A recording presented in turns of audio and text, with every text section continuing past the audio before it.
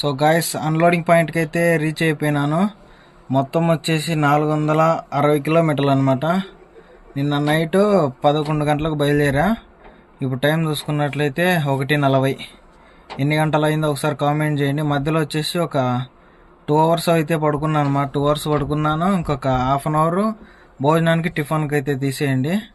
ఇంకదనమాట. మొత్తం వచ్చేసి 2.5 అవర్స్ అయితే వేస్ట్ అయిపోయింది అంతే. ఇంకా ఎక్కడైతే నిలపలేదన్నమాట. బండి నాన్ స్టాప్ వచ్చాను.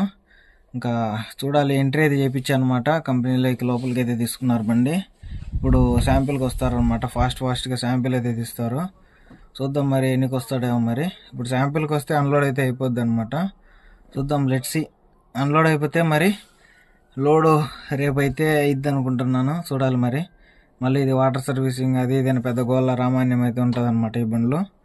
చూద్దాం. మనం తీసుకొని వచ్చింది చెనిక్కాయ నూనె అనమాట. చెనిక్కాయ నూనె వచ్చేసి బాగా కాస్ట్లీ ఉంటుంది అనమాట. చూద్దాం, మ్యాక్సిమం అన్లోడ్ అయిపోతే ఇంకా రేపు లోడ్ అయితే చేసేసుకొని ఇంకా బండి ఎక్కడికి చెప్తారేమో అనేసి మళ్ళీ అక్కడ అన్లోడ్ చేసేసి మనం ఇంటికైతే వెళ్ళిపోవటం అయితే జరుగుతుంది అనమాట.